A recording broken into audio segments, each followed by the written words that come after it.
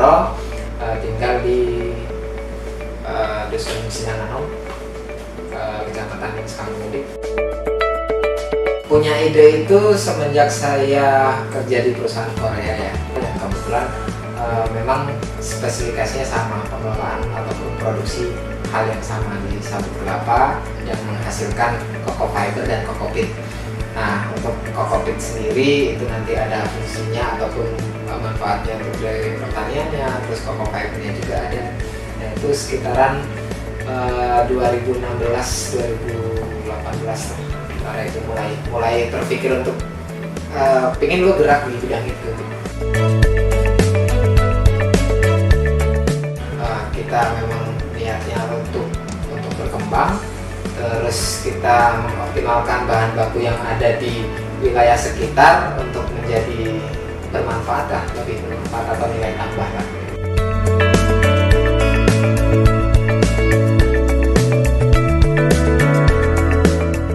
Ya, untuk pengetahuan pasar ekspor sendiri ya, itu saya dapatkan dari waktu saya masih bekerja.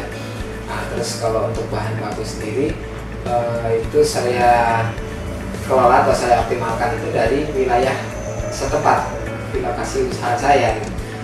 Karena di situ memang awalnya memang disebut benar-benar limbah untuk sabut kelapa itu sendiri, nggak ada yang khusus lah. Yang namanya limbah ya ditumpuk atau dibakar.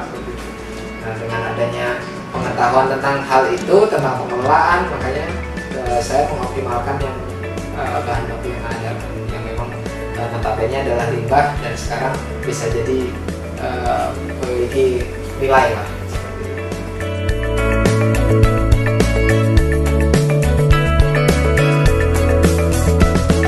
Yang paling utama itu tentunya ilmu pengetahuan di bidangnya, yang memang kita harus fokus.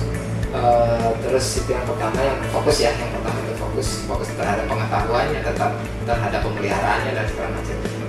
Terus yang kedua itu yang perlu diperhatikan itulah perhitungan yang dari sisi pemodalan sampai dengan keuntungan yang bisa kita bagikan ke keluarga dan yang terkait.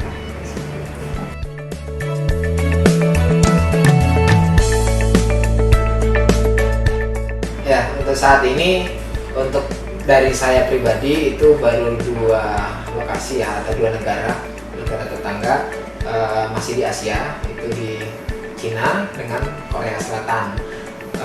Kalau untuk negara tujuan destinasi dari produk pertanian itu sendiri, sebenarnya untuk coco peat dan coco fiber ya, itu sebenarnya dari Jepang juga ada permintaan, dari Korea, Cina, bahkan kemarin sempat ada permintaan dari Dubai.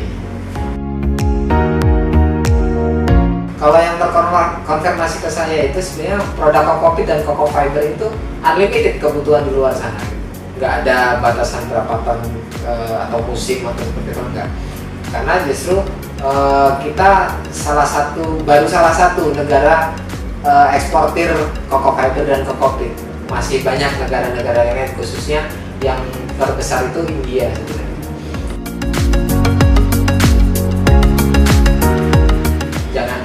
Jangan terlalu takut untuk terjun di bidang pertanian, karena menurut saya sendiri petani itu keren.